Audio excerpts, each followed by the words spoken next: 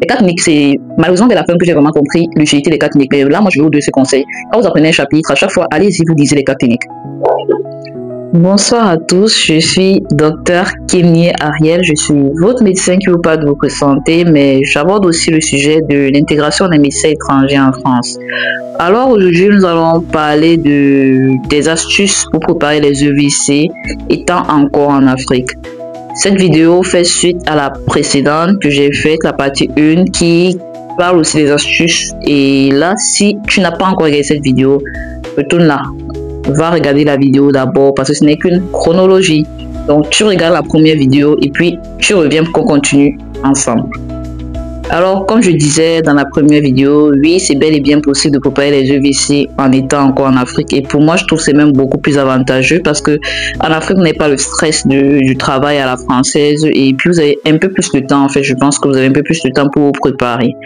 Donc les documents que je conseille déjà pour se préparer varient d'une spé à l'autre, mais en général après avoir interrogé quelques collègues qui ont eu à passer les EVC et à les réussir, c'est presque les mêmes documents. Déjà, il vous faut un lot d'épreuves. Je vais vous mettre là en photo le lot d'épreuves que moi j'ai utilisé pour préparer la gériatrie.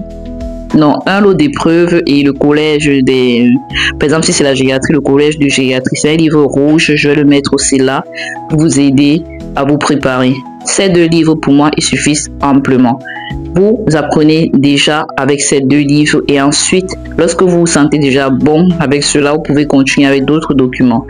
Je vous dis que ces deux livres suffisent déjà parce que le collège, il est écrit par des médecins qui s'occupent de corriger les épreuves des EVC.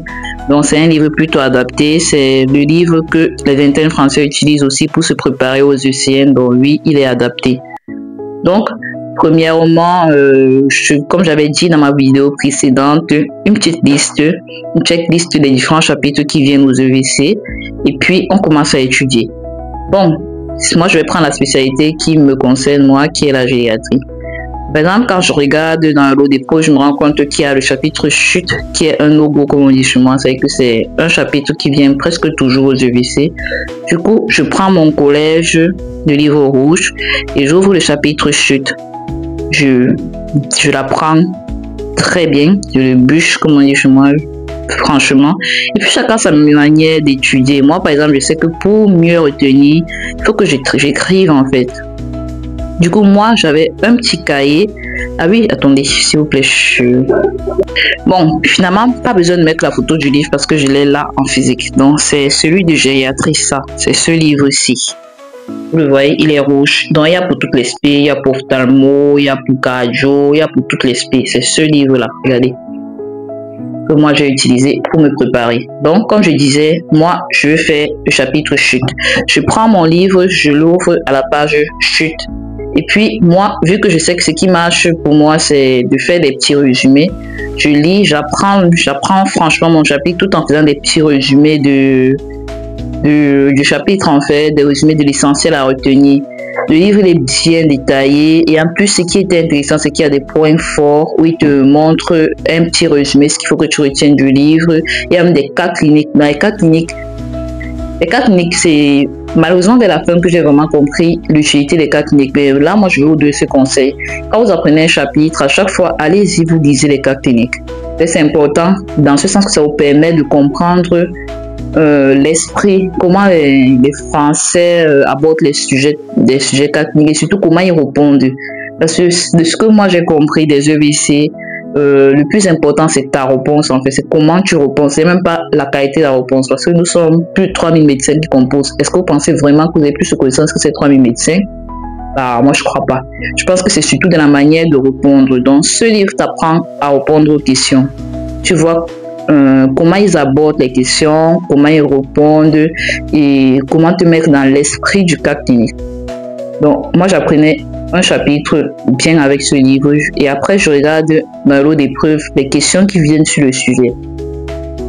J'essaie de répondre aux questions à ma manière. Je regarde un peu comment les médecins qui ont essayé de répondre aux questions, parce que il faut savoir que les lots de questions là, c'est pas une correction, je veux dire, officielle en fait. Ce sont des médecins qui proposent des solutions. Donc, je vois comment eux, ils répondent. Ces solutions ne sont pas forcément vraies à 100%, mais au moins ça me donne une idée de comment répondre aux questions. Un autre truc que j'avais fait, c'est que à l'époque, j'étais entrée dans un groupe de prépa. Bon, pas groupe de prépa, c'était juste un groupe de Camerounais, parce que moi je suis camerounaise d'origine, de Camerounais qui se préparaient aux UVC. Et parfois, ils faisaient des séances d'études, en fait, du genre en zone pour corriger des épreuves.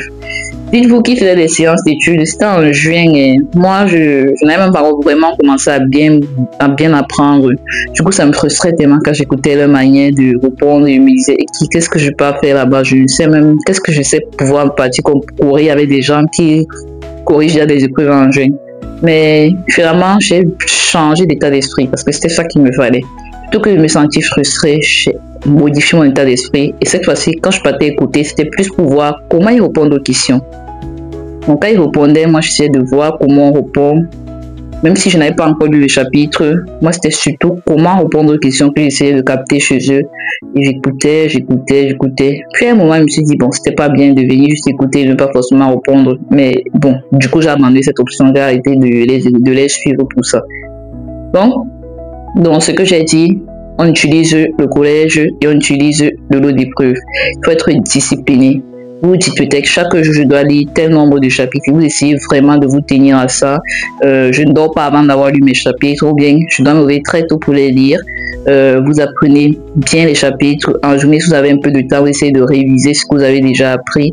Ne soyez pas surpris si vous vous rendez compte que vous avez oublié des choses. Oui, ça arrive d'oublier. C'est pour ça qu'il faut lire, relire. Bref, c'est ça. Donc, ceux qui voulaient savoir les livres à utiliser, bon, pour moi, c'est surtout ces deux livres. Lorsque vous êtes sûr que vous avez maîtrisé ces livres, maintenant, je peux vous proposer d'autres livres beaucoup plus spécifiques pour voir comment répondre aux cas cliniques surtout. Parce que, bon, comme je vous ai dit, c'est pas forcément la réponse qui compte, mais c'est surtout la manière de répondre. Mais il faut chercher les ECN, d'autres livres à la française pour voir comment eux, ils traitent les cas cliniques, en fait, et pouvoir se mettre dans l'esprit des cas cliniques français. Donc, c'est un peu ce que j'ai à dire sur les livres à utiliser. Si vous pouvez, par exemple, me spécifier l'aspect que vous avez choisi, j'essaierai de vous mettre en photo les différents livres qui correspondent à votre aspect. Je ne sais pas si ça peut être beaucoup plus intéressant comme ça, parce que là, je réponds de manière globale, en basant sur l'aspect que moi j'ai choisi, qui est la gériatrie. Mais si toi, tu choisis ophtalmo, par exemple, mets-le en commentaire. Moi, je te mettrai une liste de petits livres que toi, je pourrais utiliser pour préparer ton ophtalmo, ainsi de suite, ainsi de suite. Alors, si mon contenu t'a intéressé, si tu aimes ce que je partage, n'hésite pas à liker, à commenter et à partager. À bientôt pour une nouvelle vidéo.